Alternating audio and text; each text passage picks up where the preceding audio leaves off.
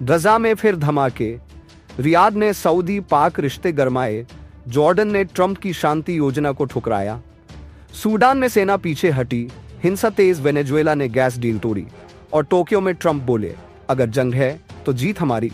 आज की बड़ी खबरें 28 अक्टूबर 2025। आदाब और नमस्कार दोस्तों, मैं अनीस अंसार और आप देख रहे हैं ग्लोबल आवाज, जहां हर खबर का सच साफ और सटीक मिलता है। तो चलिए शुरू करते हैं आज की सबसे अहम खबरों का सिलसिला। सबसे पहले बात गजा से। संघर्ष विराम के बावजूद इस्राएली ड्रोनों और तोपखाने की आवाजें अब भी गजा के आसमान में गूंज रही हैं। हमारे संवाददाता के मुताबिक लगातार धमाकों और गोलियों की गूंज से वहां के लोगों में गहरी मानसिक चोट फिर से उभर आई है। इसी बीच खान यूनिस के करीब एक इस्राएली हमले में कम से कम 2 लोगों की मौत हुई है। वहीं हमास ने एक और इस्राएली बंधक का शव सौंप दिया है। इजराइल का कहना है कि अब 12 शव और बाकी है और उन पर दबाव बढ़ता जा रहा है। दूसरी ओर गजा में फलस्तीनी परिवार उन लाशों को दफना रहे हैं जो इजराइल ने लौटाई। कई शव पहचान में नहीं आ रहे और उनमें यातना के निशान साफ दिखाई दे रहे। इजराइल के विदेश मंत्री ने साफ कहा है, तुर्की सैनिकों को हम गजा में शांति बल का हिस्सा नहीं बनने देंगे। यानी अमेरिका की प्रस्तावित अंतर्राष्ट्रीय निगरानी फोर्स में अब तुर्की शामिल नहीं होगा। वहीं अमेरिका के विदेश मंत्री मार्को रूबियो ने इस्राइल के हालिया हमले का बचाव किया। उन्होंने कहा, इस्राइल ने आत्मरक्षा का अधिकार नहीं छोड़ा। संघर्ष विराम का मतलब दोनों पक्षों की जिम्मेदारी है। अगर कोई तात्कालिक खतरा है तो कार्रवाई का अधिकार बना रहता है। यानी अमेरिका अब भी इस्राइल के सुरक्षा अधिकार के साथ खड़ा है। अब बढ़ते हैं रियाद की तरफ। पाकिस्तान के प्रधानमंत्री शहबाज शरीफ ने सऊदी क्राउन प्रिंस मोहम्मद बिन सलमान से मुलाकात की। इस बैठक में पाकिस्तान के सेना प्रमुख फील्ड मार्शल आसिम मुनीर और उप प्रधानमंत्री मोहम्मद इसहाक डार भी मौजूद थे। दोनों नेताओं ने व्यापार, निवेश और आर्थिक सहयोग बढ़ाने पर चर्चा की। शहबाज शरीफ ने कहा, अपने भाई मोहम्मद बिन सलमान से मिलना मेरे लिए सम्मान की बात है। हम दोनों देशों के बीच साझेदारी को नई ऊंचाई पर ले जाना चाहते हैं। वह रियाद में चल रहे 9वें फ्यूचर इन्वेस्टमेंट इनिशिएटिव सम्मेलन में हिस्सा ले रही हैं। अब बात जॉर्डन के किंग अब्दुल्लाह की। उन्होंने ट्रंप की नई संघर्ष विराम योजना पर बड़ा बयान दिया है। किंग अब्दुल्लाह ने कहा, अगर किसी देश से गजा में हथियार लेकर शांति लागू कराने को कहा गया तो कोई देश इसमें हिस्सा नहीं लेगा।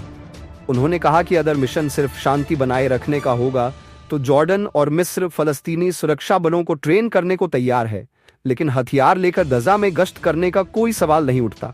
उनका यह बयान संकेत देता है कि अरब देश गजा में सैन्य उपस्थिति से बचना चाहते हैं। अब चलते हैं अफ्रीका सूडान की तरफ। सूडान के सेना प्रमुख अब्देल फत्ताह अल बुरहान ने घोषणा की है कि उनकी सेना ने दारफुर के आखिरी मजबूत ठिकाने एल फाशर से वापसी कर ली। इस शहर पर अब रैपिड सपोर्ट फोर्सेज यानी आरएसएफ का नियंत्रण है।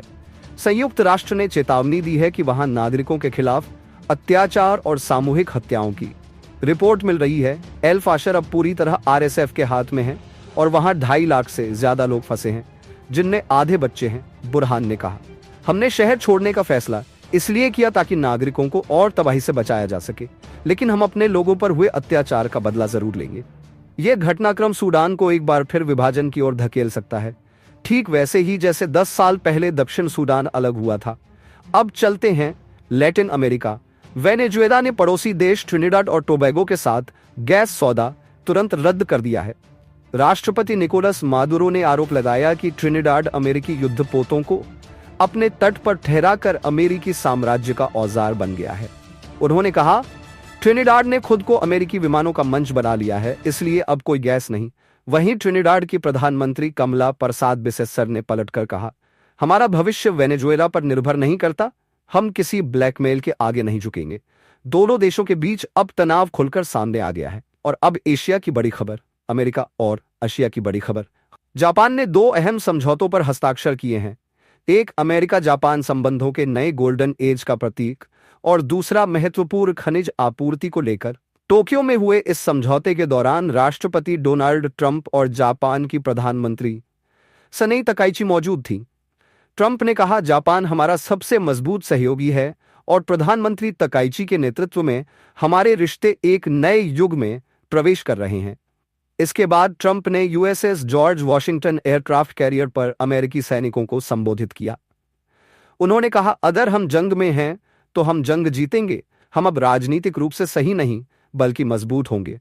जवाब में तकाइची ने कहा, जापान अपनी रक्षा क्षमताओं को और मजबूत करेगा।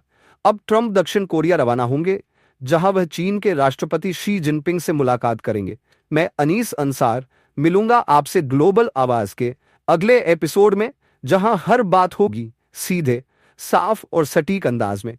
जय हिंद और जुड़े रहिए ग्लोबल आवाज के साथ।